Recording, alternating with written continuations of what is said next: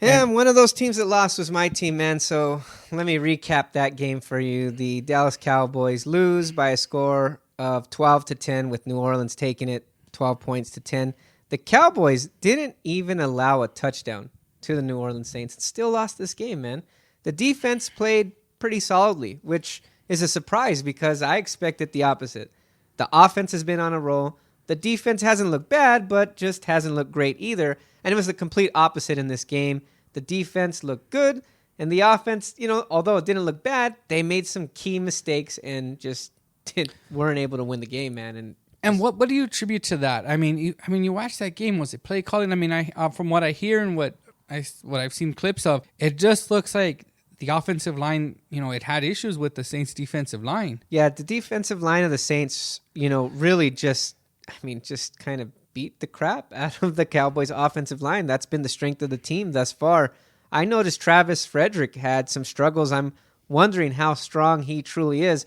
And it's funny because I really didn't even think about this in the last 3 weeks. But after seeing him consistently getting pushed back in the pocket, that middle of the pocket was collapsing. And I can tell you the two guys, it was Travis Frederick and it was Connor Williams. Now I'm used to it with Connor Williams. I'm surprised with Travis Frederick.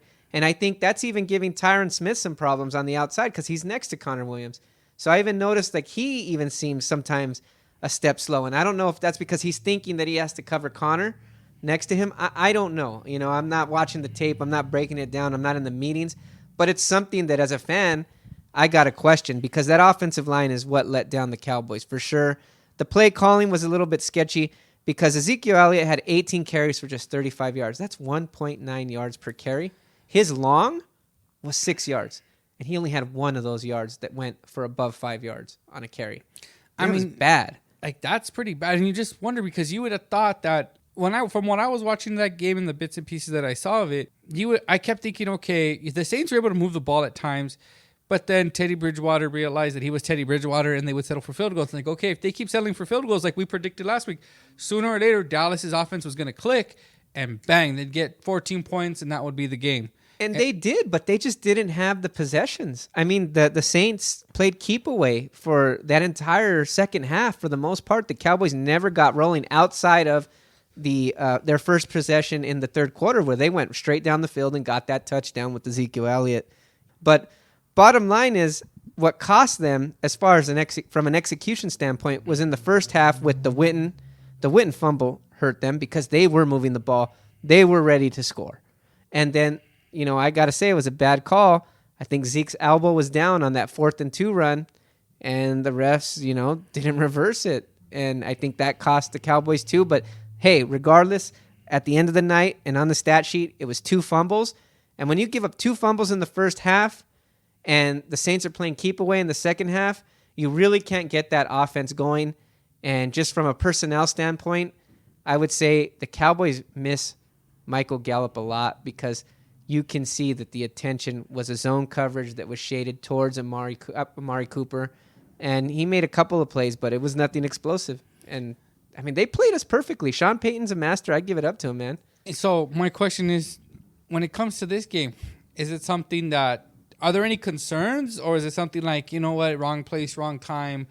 I don't think that would happen to most other teams if we played them. I'm concerned, but to be honest, man, and you know me, I'm giving the Saints a lot of props because I didn't expect that defense to play the way it did. That offense is exactly what I expected. Yeah. I just expected the Cowboys to be able to put up maybe 20 points.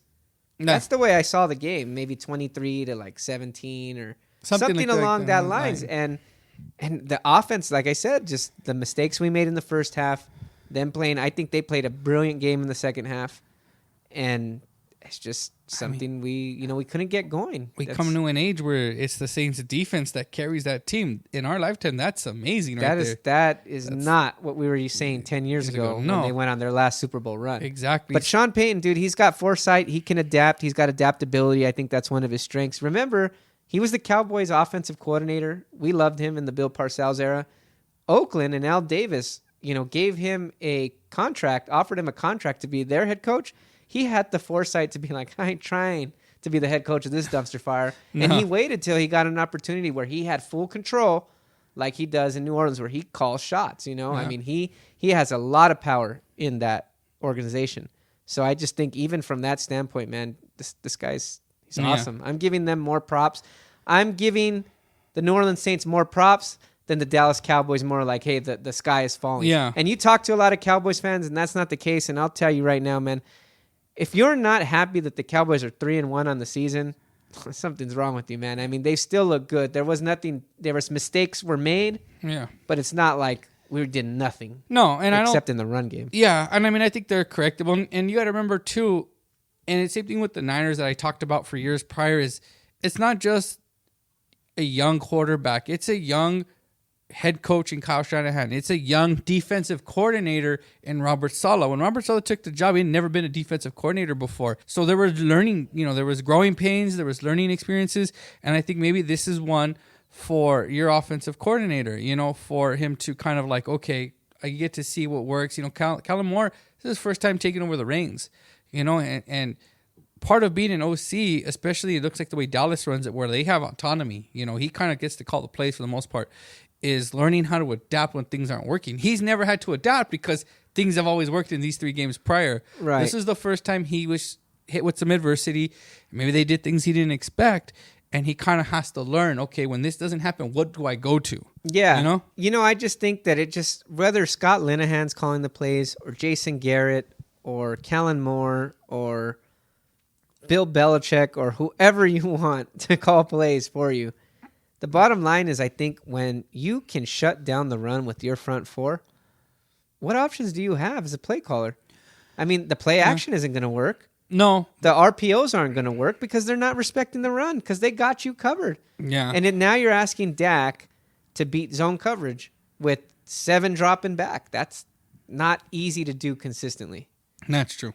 So, to me, I just think it's more good Saints than bad Cowboys.